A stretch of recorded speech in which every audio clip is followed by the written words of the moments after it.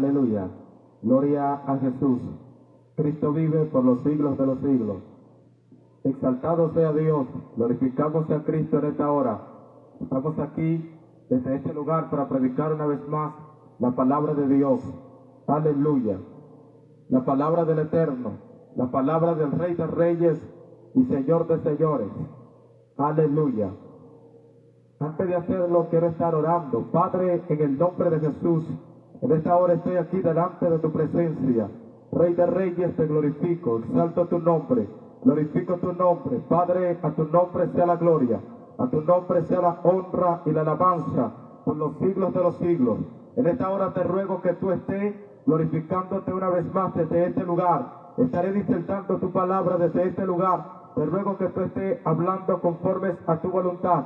Que algo suceda para honra y gloria de tu nombre. Espíritu de Dios, aleluya. En el nombre de Jesús, yo te ruego que haya liberación aquí en este lugar. Algo tú hagas para honra y gloria de tu nombre. Espíritu de Dios, amén. Gloria a Jesús.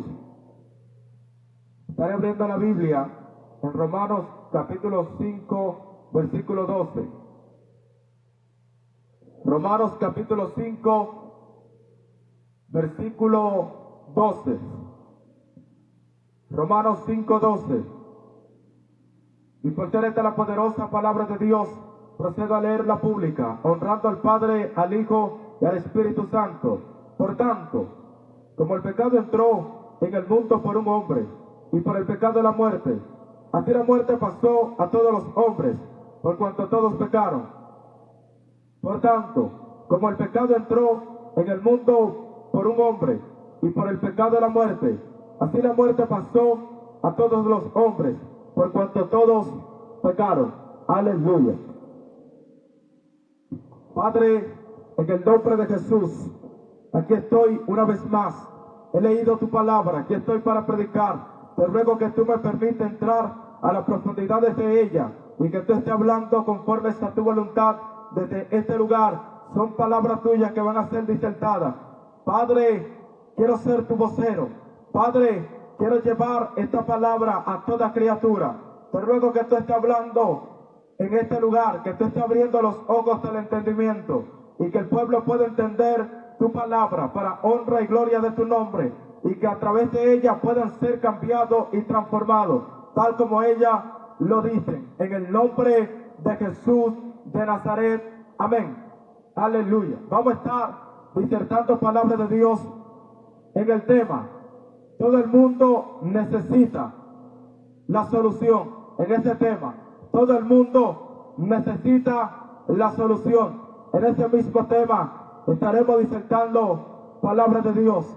Bueno, el texto bíblico que hemos utilizado, escrito por el apóstol Pablo, quien antes era Saulo y ahora viene siendo Pablo, luego de ser perseguidor, se convierte en hacedor de lo que él perseguía. Luego de perseguir algo tanto que él persiguió, ahora viene siendo predicador de lo que ya él persiguió. Pablo. Bueno, si nos vamos por el texto bíblico que hemos utilizado, según Romanos capítulo 5, versículo 12, por un hombre vino el pecado, y por el pecado la muerte. Así la muerte pasó a todos los hombres, por cuanto todos pecaron. Hay que hablar de pecado. Según el texto bíblico que hemos utilizado, viene hablando de pecado. Pero para hablar de pecado hay que ir un poco más allá. Y si nos vamos en el huerto de Edén, allá donde Dios creó al hombre y lo estableció, en el lugar que Dios estableció al hombre después de crearlo, que fue en el huerto del Edén, ahí Dios lo estableció. Y Dios habló con el hombre y le dijo que de todo fruto del árbol que está en el huerto de Edén puede comer, pero hay un fruto el cual no puede comer, y se lo identificó. Más adelante nosotros podemos ver que el hombre comió. Todo el mundo conoce la historia. El hombre cayó, el hombre comió, la mujer también comió y cayó en la falta el cual le trajo como consigo la muerte. Así la muerte pasó a todos los hombres, por cuanto todos pecaron. Pero ese es el origen del pecado, pero en la humanidad, el origen del pecado en la humanidad. Pero el pecado no se originó por primera vez en el huerto del Edén, sino que tiempos atrás, antes de existir el huerto del Edén, allá donde Ezequiel describe algo, un evento que sucedió, Ezequiel lo describe, y ese evento que sucedió, un personaje tuvo que ver en ese evento acontecido, en ese evento sucedido, el cual ese evento tiene pecado, pero hubo un personaje que tuvo que ver, el cual según Ezequiel describe ese personaje, que viene siendo Satanás, y le pone que fue diseñado aquel encargado de la música, que todos los instrumentos fueron diseñados por el día de su creación, encargado de la música, oh querubín protector, lucero de la mañana, y comienza a describirlo que sus ropas fueron hechas de oro, de topacio, de zafira, de esmeralda y de toda piedra preciosa. En el jardín estuviste, sobre las rocas de fuego te paseaste, oh querubín protector, estrella de la mañana, hasta que en ti se encontró pecado, hasta que en ti se encontró pecado. Ya el pecado estaba abundando, pero el pecado estaba en Satanás, aquel personaje. En Satanás estaba el pecado. Pero antes del pecado llegar a él resplandecía, él brillaba. Pero hasta que en él se encontró pecado. Pero el pecado se encontró en él se encontró en ese momento. Pero antes de llegar a Satanás, ese pecado, ese mal existía. Ese mal existía. ¿En dónde existía? Bueno, si nosotros nos vamos a Isaías capítulo 54, versículo 16, donde dice de que él creó el herrero que sopla las aguas en el fuego para su propia construcción y creó al destruidor para destruir. Bueno, eso fue Dios, creó al destruidor para destruir, pero no se queda ahí, sino que Juan capítulo 1, versículo 3 dice, por Dios fueron hechas todas las cosas, las que se ven y las que no se ven, por Dios fueron hechas todas las cosas, y sin él nada de lo que ha sido hecho fue hecho. Si nos vamos a Salmos capítulo 24, donde habla de que de Jehová es la tierra y su plenitud, el mundo y lo que en él habitan, porque él la fundó sobre los mares. Bueno, de Jehová es la tierra y su plenitud, el mundo y lo que en él habitan. Quiere decir que todo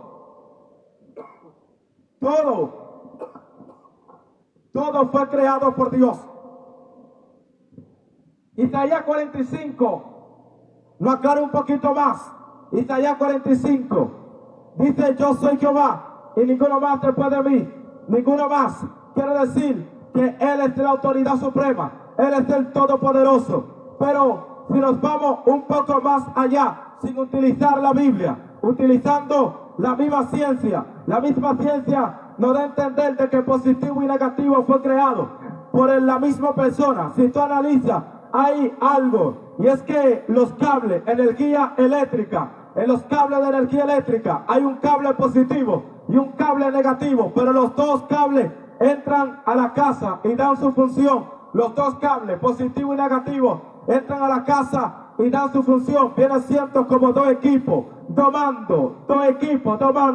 Dejémoslo ahí. Vamos un poquito a las tormentas eléctricas. Las tormentas eléctricas, los rayos, relámpagos. Para que las tormentas eléctricas se den, tienen que haber partículas positivas y partículas negativas que choquen. Y cuando esas partículas chocan, entonces se da la tormenta eléctrica. Para que esos rayos se puedan dar, tienen que chocar las partículas, las dos partículas, positivo y negativo. Quiere decir que el negativo también es necesario. Bueno, vámonos un poquito más allá. El trigo y la cizaña. Es necesario que el trigo crezca con la cizaña. Eso viene dando a entender que el mal tiene que estar ahí para que el bien pueda avanzar un poco más. Bueno, ¿cómo te lo explico? Si tú analizas la lámpara científicamente, una lámpara, un foco encendido, un bombillo, para que el foco pueda alumbrar, tiene que estar oscuro. Si no está oscuro en el lugar donde está él, de nada sirve la luz del foco. Entonces,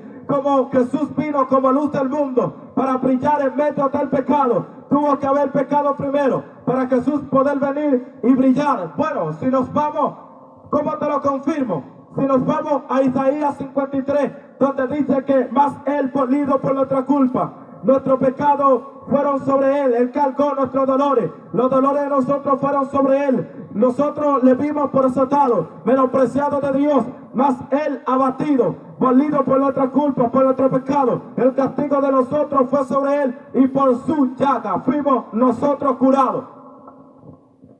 Por su llaga fuimos nosotros curados. Si nos vamos un poquito más adelante, en el Nuevo Testamento, donde enseña en los 4 evangelios, Juan capítulo 3, versículo 16, porque de tal manera amó Dios al mundo, que ha dado a su Hijo unigénito, para que todo aquel que en él cree no se pierda, mas tenga vida eterna. Entonces, el hombre cometió pecado, el hombre cayó en pecado, toda la humanidad pecó, según el texto bíblico que hemos utilizado, toda la humanidad pecó.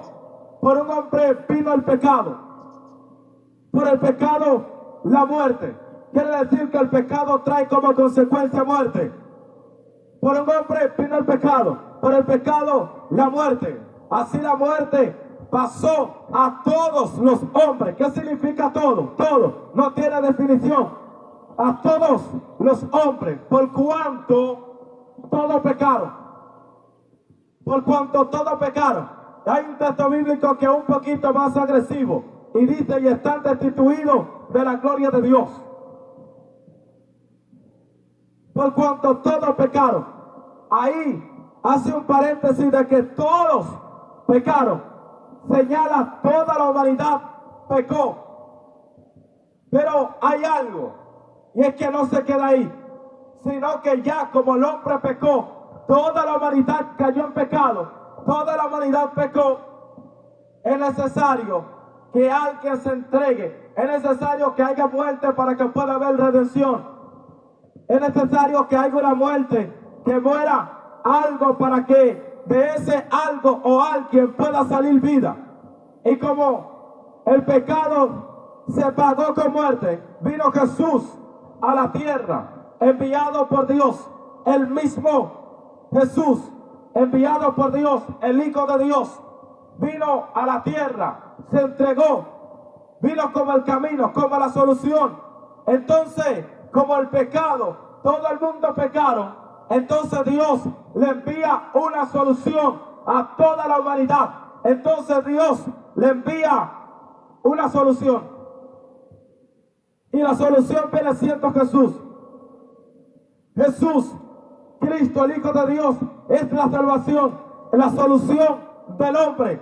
Como el hombre puede obtener salvación de la única forma, es el único que liberta, el único que transforma, el único que cambia, el único que redime, el único enviado por Dios a la tierra para traer la salvación. Bueno, como Él se dio a entender que es el único que puede salvar, en Juan 14:6, donde dice: yo soy el camino, la verdad y la vida, y nadie viene al Padre si no es por mí. Yo soy el camino.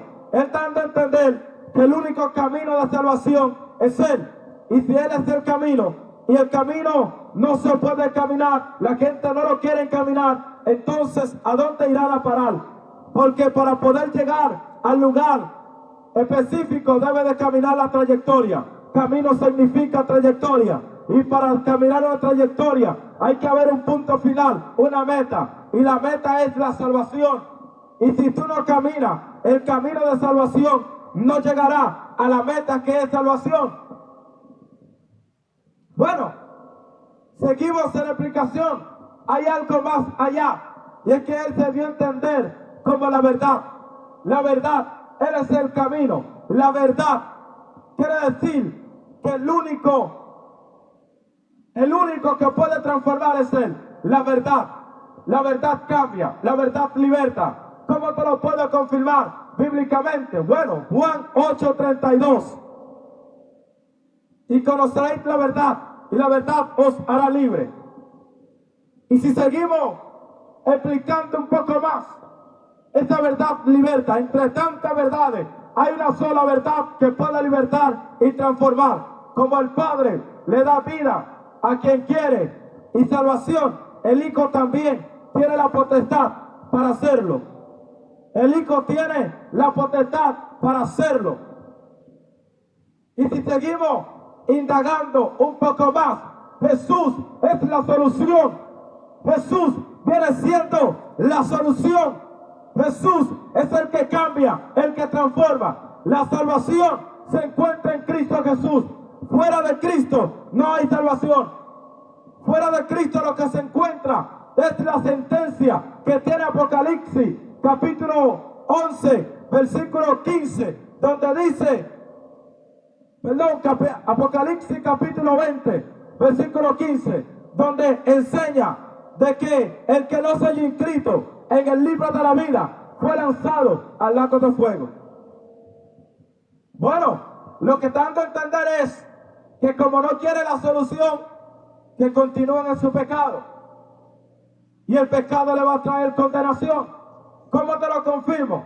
Segunda Tesalonicenses, capítulo 2, versículo 11, enseña de que el mismo Dios les envía un poder engañoso para que crean la mentira, a fin de que creyendo todo sean condenados los que no creyeron la verdad, sino que se complacieron en la injusticia.